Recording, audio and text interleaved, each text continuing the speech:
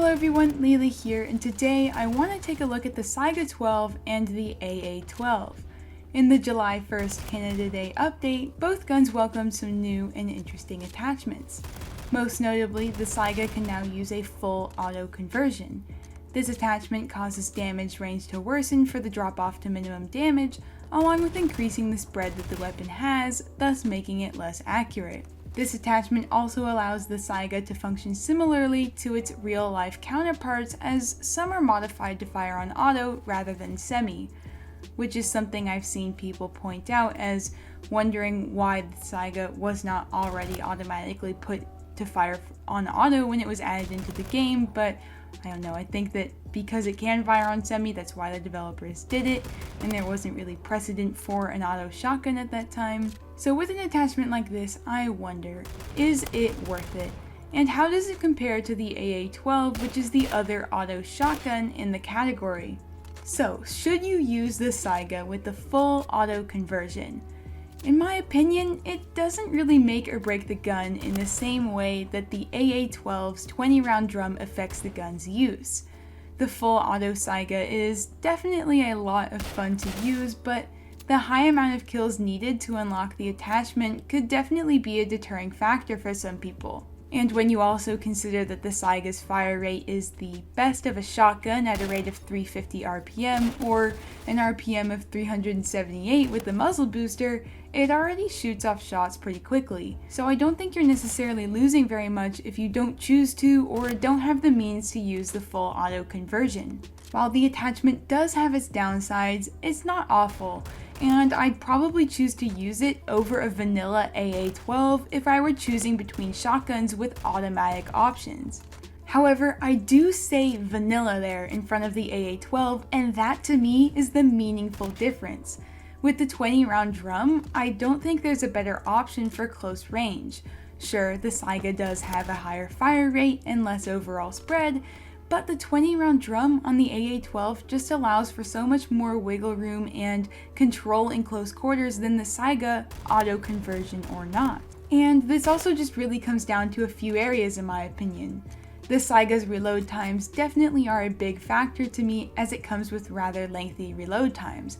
I've mentioned this a couple of times before, so let's compare the Saiga's base reload time to the AA-12's reload time when it has the 20-round drum.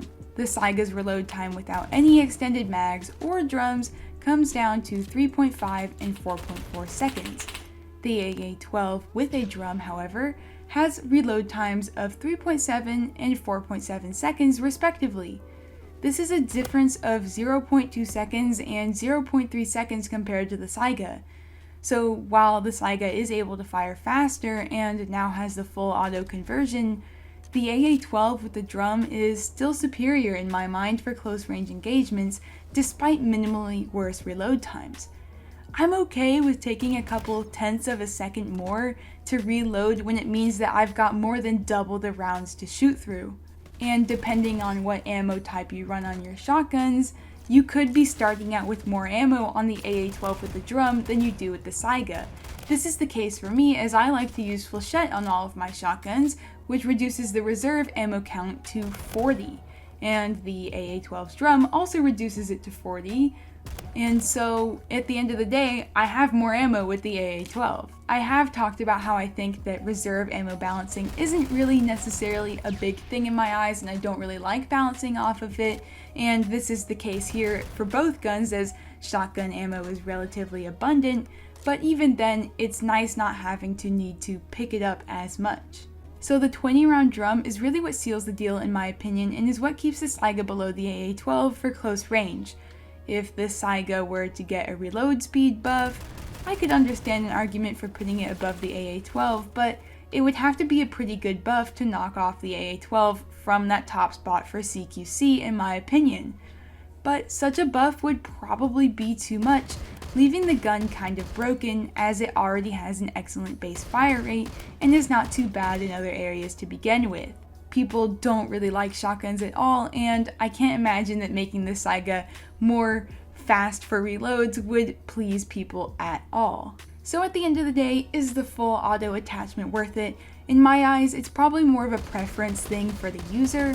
While it does enable you to maximize spamminess with the gun, I don't find it to be absolutely necessary when you consider the Saiga already has an excellent fire rate, and then, as mentioned before, the attachment does have negatives in the areas of damage range reduction as well as more spread. So if you don't really want that, just focus on spam clicking enough, I guess.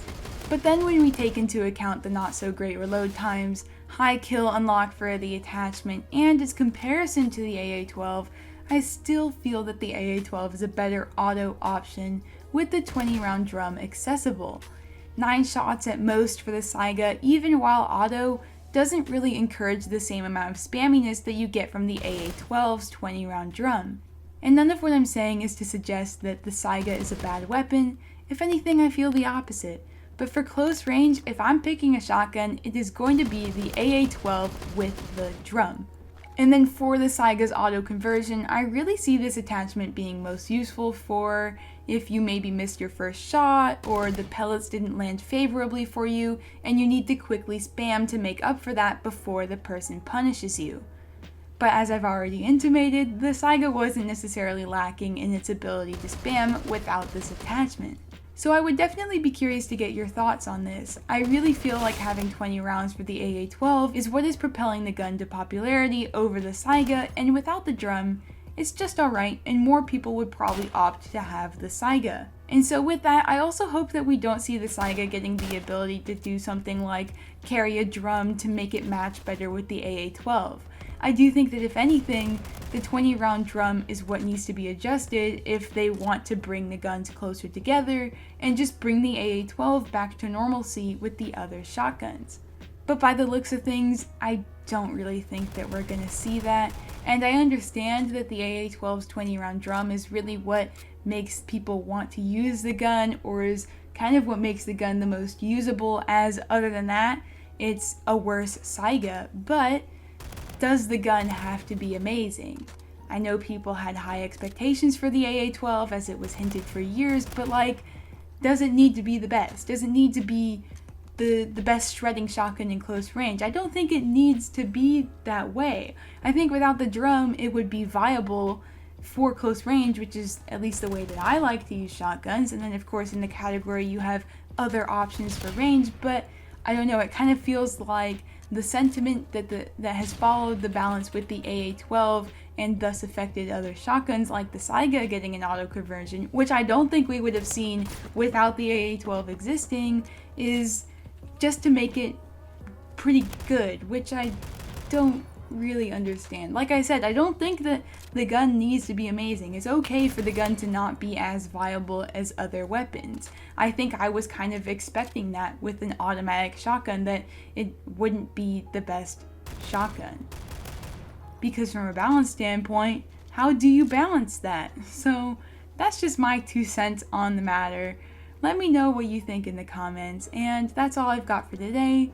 Thank you for watching, and I will see you in the next one.